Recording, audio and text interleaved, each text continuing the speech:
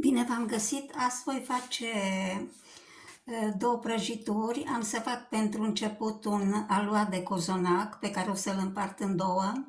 Jumătate o să-l folosesc la o prăjitură cu brânză și jumătate la o prăjitură cu ciocolată.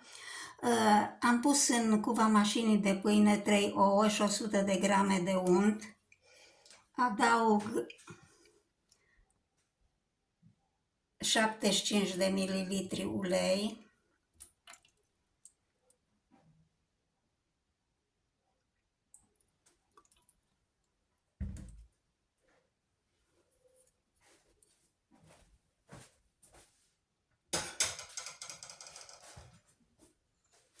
...50 de grame drojdie frecată cu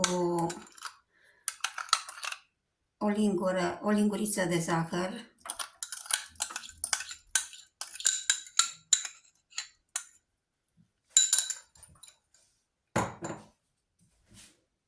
...375 ml lapte. Laptele pun puțin călduț, cam pe la 50 de grade. Un praf de sare.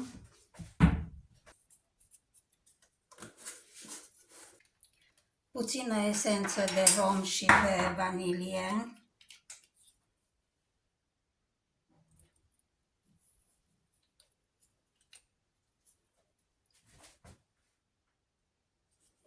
Patru linguri de zahăr.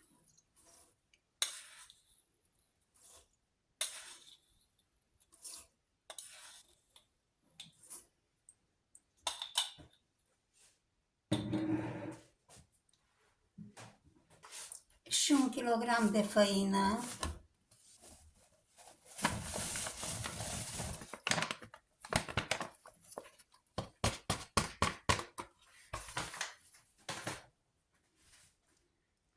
Închid mașina.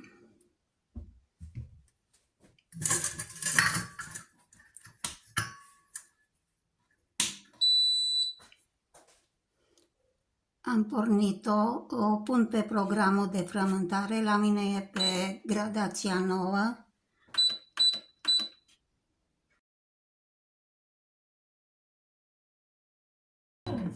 Am pornit și o las timp de 10 minute, la 10 minute se oprește.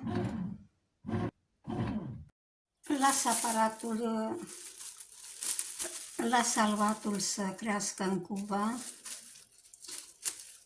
Îl acopăr cu o folie.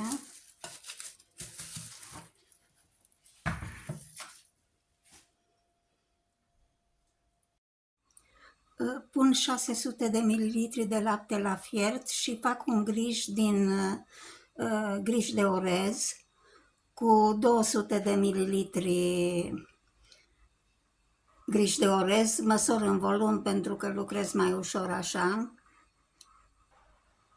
Am 4 albușuri în care pun o lingură de zahăr și le bat spuma.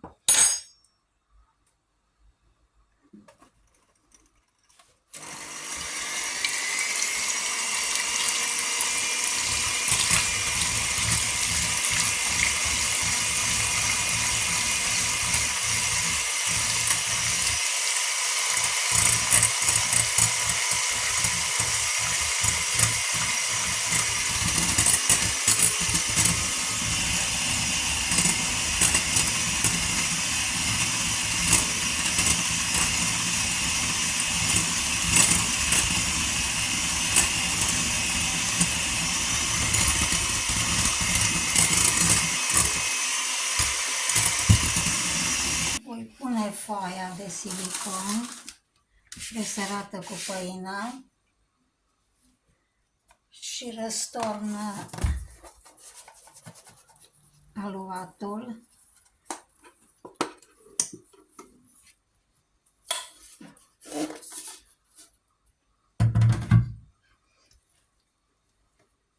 Scot una din rotoare. Și acum voi împărți în jumătate, în două părți. Jumate o voi folosi la prăjitura cu brânză și jumate la cea cu ciocolată. Pregătesc crema pentru prăjitura cu brânză de vaci. Am 500 de grame brânză de vaci. Adaug grișul făcut din griș din orez, din 600 de mililitri lapte și 200 tot în mililitri griș din orez.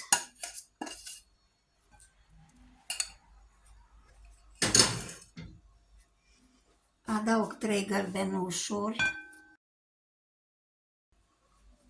250 de grame de zahăr,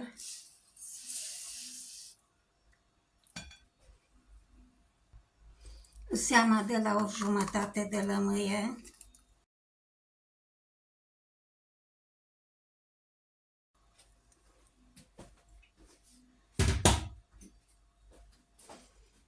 ...300 de mililitri chefir, sau puteți pune smântână. Eu prefer chefir să nu fie atât de gras. Un pliculeț zahăr vanilinat.